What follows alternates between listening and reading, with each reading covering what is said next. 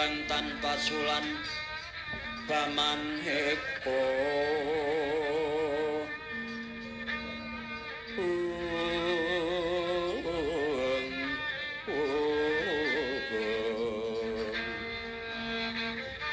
lintang toyo kusungaya no semawur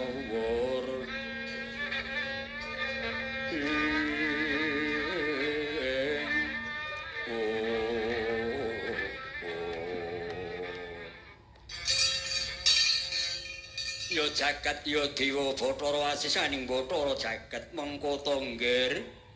Jaka Sanda nggon mundak utus Ngupadi Dalang pengruatan entuk gaya apa durung nggih nggih pangestunipun Rama Prabu Darma Pikuko menika sampun angsal damel Bapak Kyai Dalang Kandabana sampun kula dherekaken rawuh wonten ngaso paduka Kanjeng Rama Prabu Darma Pikuko ya yen mengkono syukur sekedhi jumurung mangke to kisana kepareng kula badhe nderek tepang Gladiwanu menapa leres paduka menika ingkang asma Kyai Dalang Kandabana nulinggi wale-wale menapa sinuwun menawi paduka ndangu kula leres pun Kyai Dalang Kandabana niki dalang sejati niki kula pun nindang pimpen nggih Nyai Sruni kula boyo tapa wangkeng nggih semua kalunglungan kula Kyai kalunglungan menapa leres paduka menika ingkang jejuluk Prabu Darma Pikukuh Nalendring Medang Kamulyan iki leres pangandikanipun Bapak Kyai Dalang pramila panjenengan kula suwun rawuh wonten negaring Medang Kamulyan kula tinangisan kaliyan inggih menika kawula ingkang tasih klebet wewengkon negari Medang Kamulyan inggih menika yanipun Ibu Wahyuni menapa mekaten inggih menika Ibu Wahyuni menika kagungan putra setunggal naminipun Genduk Lia Oktaviani sarjana ekonomi menika naik kebedayan agung kayan garamipun namung pinaringan putra setunggal menika miturut saking adat kina adat rupiah menika kedah dipun ruwat dipun icari mala sukertanipun inggih Bapak Kyai Dalang suwun kula mriki paduka kula aturi ngicali dhateng sukertanipun anak kula inggih menika Genduk Lia Oktaviani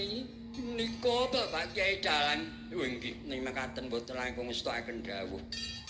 namung rening kula menika namung titah santah manungsa lumrah tan perbenten kayan paduka mila monggo sami-sami kula dherekaken nyuwun dumateng Gusti ngakarya jagat supados nyanipun Ibu Wahyuni sumrambahipun sakluwarga mandhapipun keng putra Genduk Lia Oktaviani sarjana ekonomi menika badhe kula ruwat kula carima sukertanipun monggo nyuwun dhateng Gusti ingkang Maha Kuwasa mugi tansah Ibu Wahyuni sumrambahipun putra Genduk Lia Oktaviani sarjana ekonomi dumugi sak lampahipun dumugi turmaturipun tansah pinaringana teguh rahayu widodо wilujeng panjang yuswa gampil anggenipun mudi pangupa jiwa inggih ngaten kula ampun nyekseni menapa ing dados pangandikanipun Bapak Kyai Dalang menawi mekaten siwa kalunglungan enten apa mala saiki kelire pasangan aku arep bakal miwiti nggonku ndalang nggih nyun pangampun mah kelire kayandar mah ra dicupet ing pripun ora dadi pengapa nggih pun niki pun kula gelar katenjing wau ya syukur sekedhik monggo nyanipun Sun Prabu Darma Pikukuh kayan Ibu Wahyuni sami-sami kula dhekaken nyuwun dhateng sinugraning Bathara mugi tansah mangga raharja widodone ring sambi kula badhe kula wiwit anggen kula badhe amurwa kala inggih ning ngaten boten langkung staken dawuh katalika kaya mangkono Kyai Dalang Kandabana siga mriwiti ruwat dhateng putranipun Ibu Wahyuni ingkang nami Genduk Lia Oktaviani sarjana ekonomi tansah nyuwun dhateng Gusti Kang Atur jagat tansah mugi tansah manggih keselamatan adrang slamet